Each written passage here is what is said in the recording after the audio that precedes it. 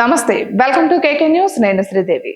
AP రాజకీయాల్లో కడప రాజకీయాలే వేరు. ఎక్కడ ఏం జరిగినా రాష్ట్ర వ్యాప్తంగా చర్చనీయాంశం అవుతూనే ఉంటుంది.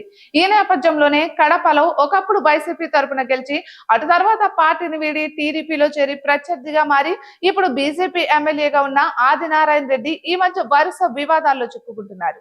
తాజాగా కడప జిల్లాలో సిమెంట్ ఫ్యాక్టరీలను మామూళ్ల కోసం, కాంట్రాక్టుల కోసం బెదిరిస్తున్నారనే ఆరోపణలు ఎదుర్కొంటున్న ఆది నిరూపిస్తే రాజకీయాల నుంచి తప్పుకుంటానని సవాల్ కూడా విసిరారు.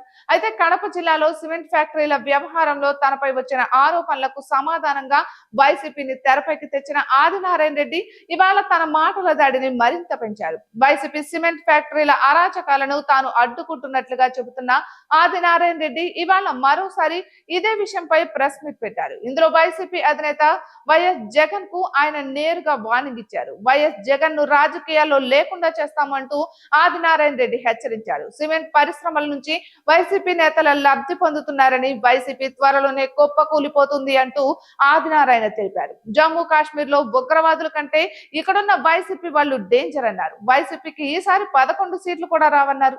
జగన్ కోరికలేవి నెరవేరవని ఆదినారాయణ రెడ్డి స్పష్టం చేశారు.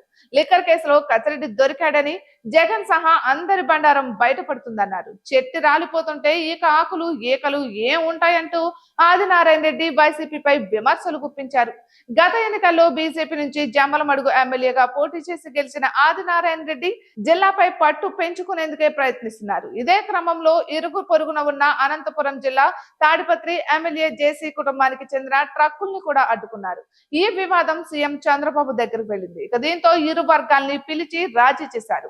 అయితే ఆ తర్వాత కడప జిల్లాలో సిమెంట్ ఫ్యాక్టరీలను టార్గెట్ చేస్తూ ఆదినారాయణ రెడ్డి చేస్తున్న రచ్చపై చంద్రబాబు ఆగ్రహంగా ఉన్నారు. అయితే ఇదంతా వైసీపీపై పోరాటమే అంటూ ఆది చెప్పుకుంటున్నారు. ఇటువంటి మరెన్నో వీడియోస్ కోసం కేకే న్యూస్ తెలుగు ఛానల్ ని సబ్స్క్రైబ్ చేసుకోండి.